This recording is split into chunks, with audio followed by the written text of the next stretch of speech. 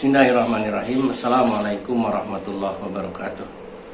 Alhamdulillah wa syukrulillah wassalatu wassalamu ala rasulillah wa ala alihi wa ashabihi wa mawalah wa ba'du.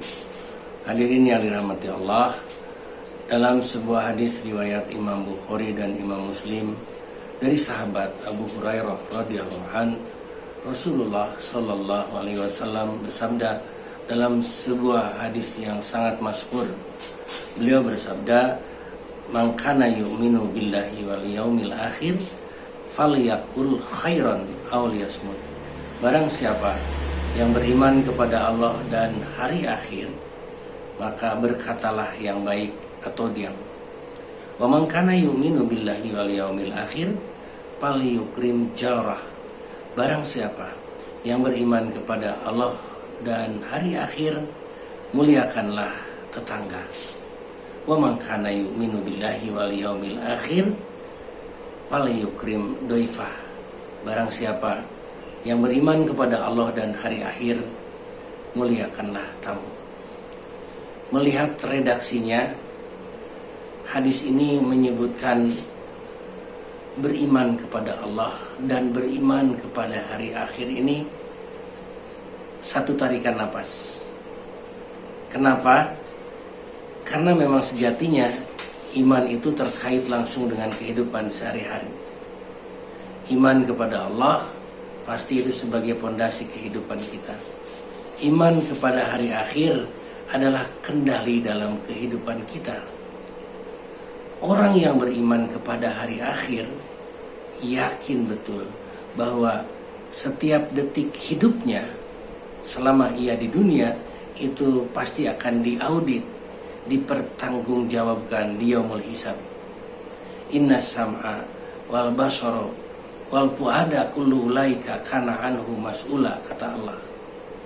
Bahkan kita akan berhadapan dengan sebuah mizan, sebuah timbangan yang sangat-sangat detil, yang tidak ada sedikit pun yang terlewat. Ukuran sebesar elektron bahkan nano sekalipun tidak akan terlewatkan. Faman ya'mal misqala dzarratin khairan yarah wa man ya'mal misqala dzarratin syarran yarah.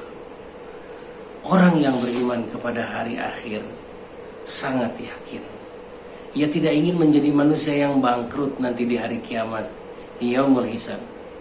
Seperti yang diinformasikan oleh Rasulullah sallallahu alaihi wasallam, bahwa nanti betapa banyak mereka orang-orang yang harusnya masuk surga dengan amalan-amalan sholati, wasyami, wajakati, dengan amalan-amalan sholatnya, siamnya, zakatnya, dan amal soleh lainnya. Tetapi apa yang terjadi? Saat itu dihadirkan oleh Allah orang-orang yang pernah ia caci waktu di dunia. Dihadirkan oleh Allah orang-orang yang pernah ia fitnah. Wa ya'ti qad satama haza wa qadafa haza. Apa yang terjadi? Diambillah pahala orang ini sebagai tebusan bayarannya. Kenapa? Karena di hari itu tidak ada lagi jual beli. Di hari itu tidak ada lagi persahabatan, seperti yang Allah informasikan. Di hari itu la bai'un fih wala khullah. Tidak ada lagi jual beli, tidak ada lagi persahabatan. Kemudian Allah datangkan lagi orang yang hartanya pernah ia makan, wa kalamala haza. Apa yang terjadi? Diambil lagi pahala itu sebagai tebusannya.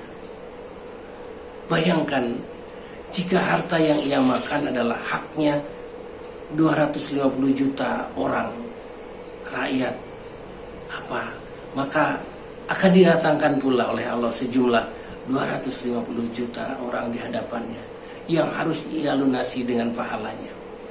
Belum lagi yang datang dan didatangkan oleh Allah orang-orang yang pernah ia aniaya. Wadorobahaza. Datang lagi kemudian orang-orang yang pernah ia bunuh, bahkan wasafaka damahaza. Pertanyaannya, bagaimana jika amalnya sudah habis terbayarkan sebelum hutangnya lunas, sebelum datang lagi? Apa kata Nabi? Uhiza min khotoyahum wa turihat alaihi. Apa akhirnya?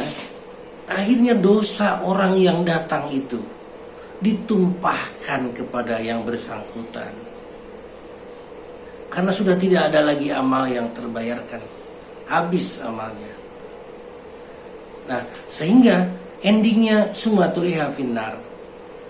Yang bersangkutan dilemparkan oleh Allah ke api neraka. Nauzubillah min dzalik. Hadis riwayat Imam Muslim. Hadirin rahimakumullah. Orang yang beriman kepada Allah dan hari akhir tentu hidupnya akan senantiasa berhati-hati sebelum ia berbuat. Karena ada pertanggungjawaban, ada akuntabilitas di hadapan Allah. Nanti ketika mulut kita sengaja oleh Allah dikunci agar tidak berdalih di hadapan Allah.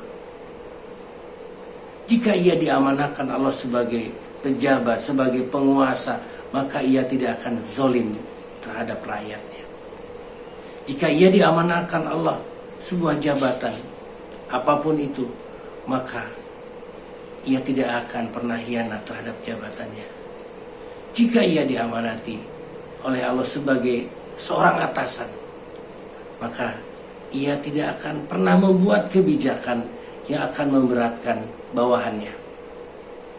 Umar bin Khattab radhiyallahu anhu, beliau ketika diamanahi sebagai pemimpin umat, sebagai khalifah, berkata, seandainya ada seekor keledai terperosok di kota Baghdad karena jalannya rusak, maka aku sangat khawatir, karena pasti akan ditanya Umar oleh Allah, mengapa kamu tidak meratakan jalan untuknya? Mari kita perkokoh iman kita agar hidup selamat dunia, selamat akhirat. Terima kasih. Wallahu a'lam bishawab. Assalamualaikum warahmatullahi wabarakatuh.